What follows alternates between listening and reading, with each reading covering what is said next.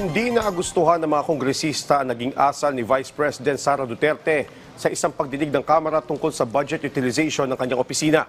Tumanggi kasi ang Vice Presidente na manumpa at may pasaring pa siya sa Kongreso. Si Mela Lesmora sa detalye. Dismayado ang ilang kongresista sa naging asal ni Vice President Sara Duterte nang siya'y humarap sa investigasyon ng House Committee on Good Government and Public Accountability. Binusisi sa pagdinig ang naging budget utilization ng Office of the Vice President sa mga nagdaang taon, kabilang na ang 125 million pesos na confidential funds ng OVP noong 2022, gayon din ang naging paggamit ng pondo ng Department of Education noong si VP Sara pa ang kalihim nito. Ayon kay Batangas 2nd District Representative Jervil Luistro, obligasyon ng lahat ng pampublikong opisyal na sagutin kung may mga isyong ibinabato sa kanila, kaya't nasasayangan siya sa pagkakataong ito. I wish to remind the committee, our esteemed colleagues, and the Filipino people of the constitutional mandate that public office is a public trust. When there is a question, we're bound to answer. We're bound to explain. As a matter of fact, no less than the Philippine Constitution provides, we are accountable to the Filipino people at all times. I hope that the OVP will be enlightened to address the issues instead of attacking this institution, of politicizing and matters concerning politics. Ganyan din ang pananaw ni Kabataan Party List Representative Raul Manuel at House Assistant Majority Leader Jefferson Conghun. Paglilinaw pa ni Conghun, hindi nila inaatake ang Vice Presidente. The purpose of this inquiry is not to attack anyone, but to shed light on matters that affect our nation's governance. Refusing to testify under oath sends a signal that there is something to avoid. Disappointed po tayo. Actually, kasabay ng hearing na ito sa Committee on Good Government ay ang plenary debate sa budget for 2025. We have afforded several opportunities for the OVP actually, hindi lang sa ating formal budget hearings, pero maging sa Committee on Good Government, Mr. Chair. So, I think again, we can let the Filipino people judge kung ano ba talaga ang performance ng mga niluklok nating mga opisyal sa pamahalaan.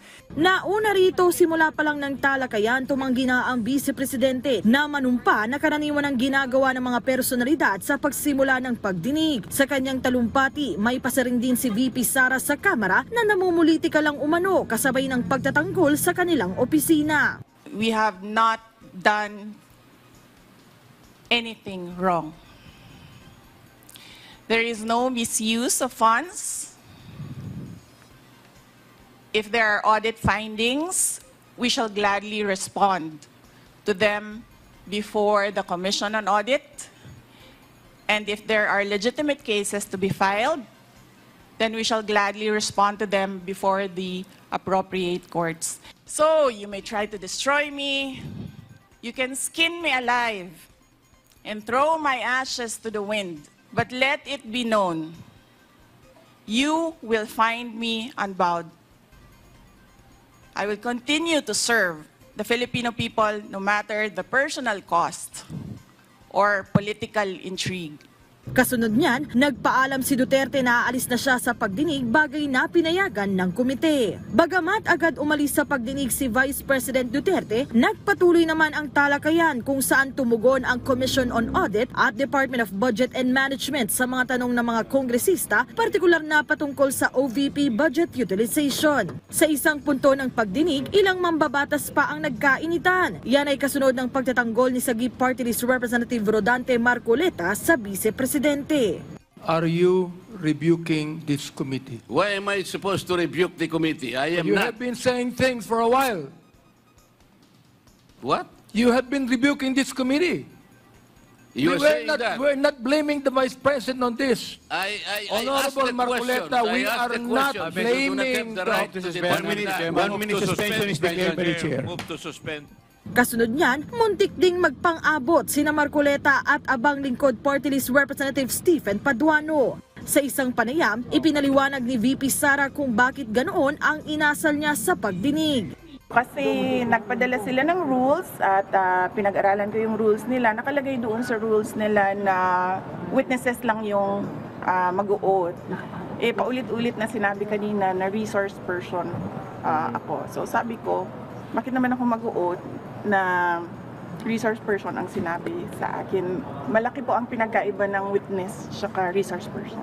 Pagkatapos ng talakayan, nanindigan naman ang mga kongresista na ginagampanan lang nila ang kanilang tungkulin. Sa mga susunod na araw, inaasahang ipagpapatuloy ng komite ang kanilang mga pagdinig. Melales Moras para sa Pambansang TV sa Bagong Pilipinas.